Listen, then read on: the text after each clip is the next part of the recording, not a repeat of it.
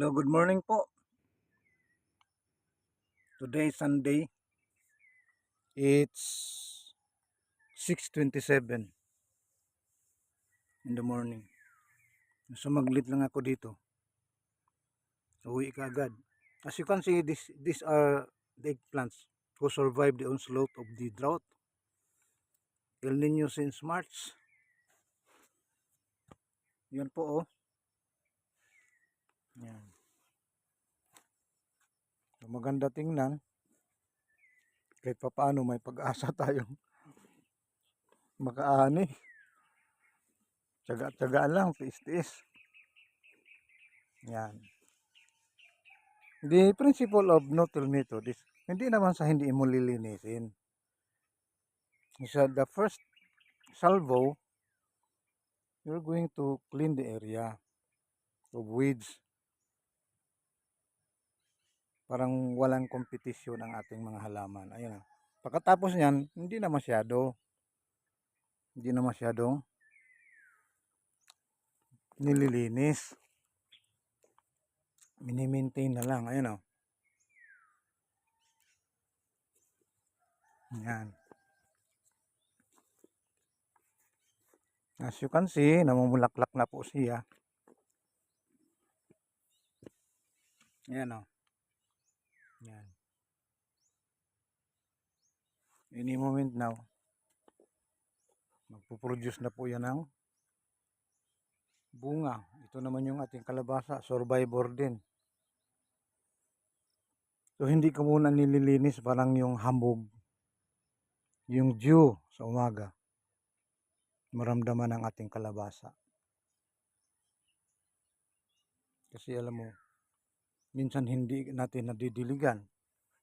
Umulan ng 3 beses, pero hindi pa nakabaha. Ibig sabihin, hindi pa talaga nakapenetrate ang tubig sa ilalim ng lupa.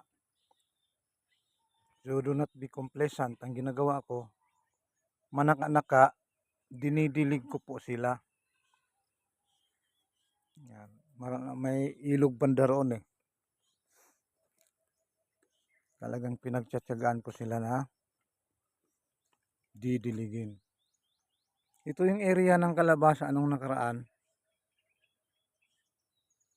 Tatamnan ko ng kung ano-ano na lang. But then again, ang kalabasa po kumita ng marami nung nakaraan. Salamat sa Diyos. Kaya hindi natin iaalis ang pagtanim ng kalabasa. Ano sila eh? Producer po sila ng money maker po sila. Producer po sila ng pera. Pero, yun nga, inalagaan din natin. Sabi ko kanina, the first salvo, you have to clean it up. Yan ang linis oh. Din pagkatapos niyan, hindi na. I-maintain mo na lang. Ganon. Kasi kung lagi mong kinukultivate, masasaktan po yung halaman.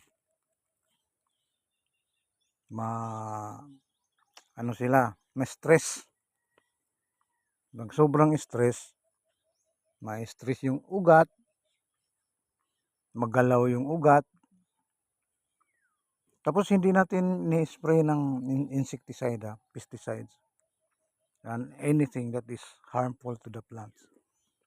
We never apply chemical fertilizers.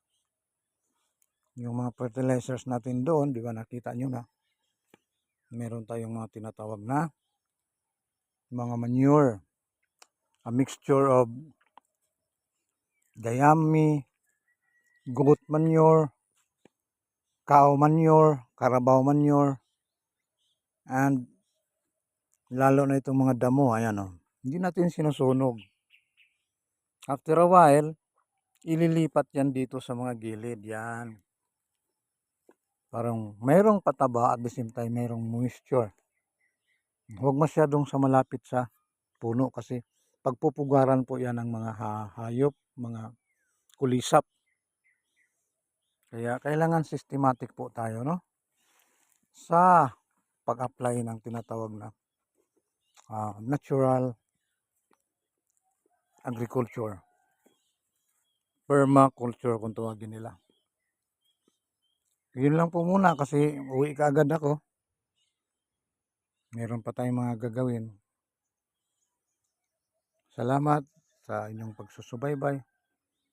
Huwag nating kaligtaan ng Sunday ngayon. Huwag nating kaligtaan ang pagtitipon doon sa church ng bawat isa.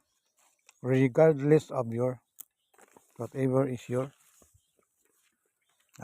religion. Whatever is your faith that you're into. Thank you so much and God bless us more.